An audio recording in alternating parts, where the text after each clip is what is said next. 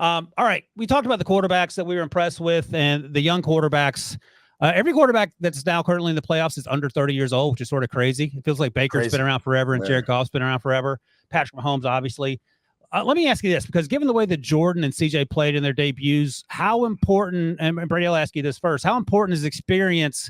Because we know Patrick Mahomes has been around the block, Josh Allen's been around the block, but it feels like these guys, even Brock Purdy, got hurt in that game. So we don't really know the last year's playoff game against the Eagles.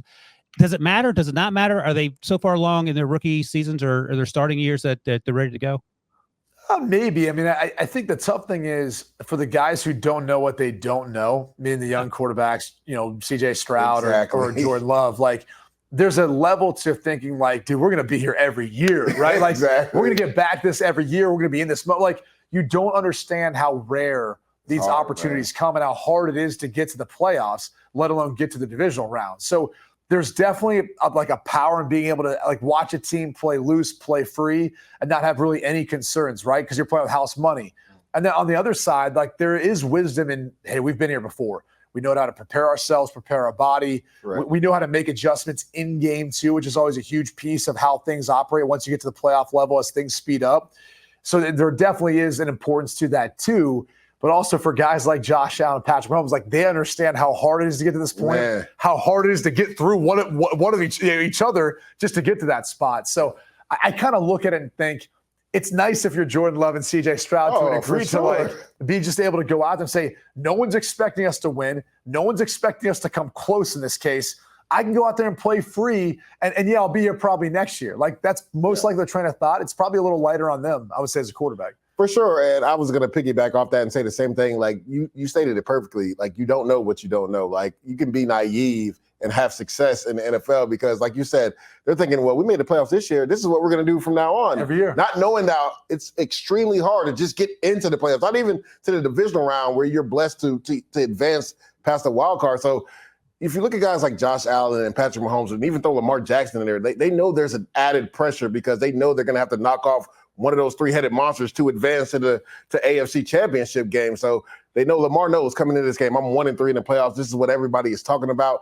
I got to get my team to the next level. Josh Allen, this has been the team that has stopped us from reaching the championship game or going to the AFC Championship game twice in the last 3 years. So there's an added pressure, but I think there is some added confidence knowing that we've been in this spot. Like you said, you know how to prepare. We know what it takes to get over that hump. Now it's about going to do it. But honestly, I think the younger guys are playing with more confidence because, like you said, they don't know any better. They don't understand the ramifications of getting to the divisional round and how you maybe not get there again, right? They're thinking we did it our rookie year. And you look at Green Bay, I think it's the youngest team in the NFL. So a lot of young, naive players on that team thinking this is going to be our division going forward. We know the Lions are there, but, we're hitting our stride at the right time. I think they're just playing loose and free, and you saw that in Dallas, and you saw C.J. Stroud and the Texans versus the Browns. They just went out there and were more free and loose. Yeah. Hey, Brady, are we at the point in the conversation, given how offenses have evolved and trickled down to college and to high school, or you could even say that the offenses trickle up from high school in terms of the advancements, are we at the point in the conversation where young quarterbacks, sort of to what Lee J just touched on, aren't overwhelmed and they're playing with more confidence because they've been doing it longer? I think there's a few things. I remember when I first got into the league, there's a few things that they immediately try to change that I was doing fundamentally. One was my footwork, right? The types of drops that I was doing. It was a ton of work on my feet and how I need to sink my feet with the drop back passing, play action passing game. The other was my grip. We worked a lot on changing my grip on the football, which took me a while to feel a little more comfortable with it. And so, if you're working on things within your feet as well as your throwing motion or grip, something of that nature, you're already kind of battling the fundamentals of playing that position. Meanwhile, trying to learn an NFL offense and then trying to apply it to different NFL defenses. I would say the one thing that from a grassroots, very young age, from elementary to junior high to high school now, is private quarterback coaching. And I know some guys get a bad rep, but for the most part, it has helped prepare these young quarterbacks now fundamentally better than ever. Where when they get to college, when they get to the NFL, they're not really working on too many things. They're making minor tweaks and adjustments and fixes, but it's not like you've got a guy he's just a great athlete and he's just out there kind of roaming around and we've got to really rein in his ability. I remember my throwing motion even through high school because I pitched and played baseball as well as played football.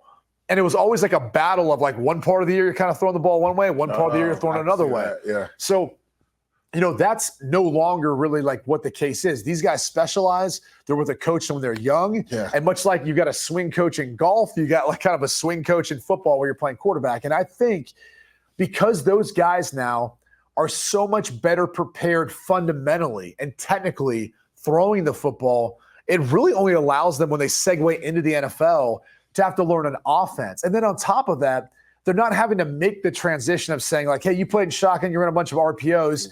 Here's a completely different system. You're going to be under center. You're going to like, it's all like, hey, what do you do well there? Okay, let's implement some of those concepts. Let's adapt to more of that. So I definitely think the NFL has adjusted in a way to really for survival for a lot of these coaches and a lot of these quarterbacks to allow them to have systems where they can excel early on. But also there's so much further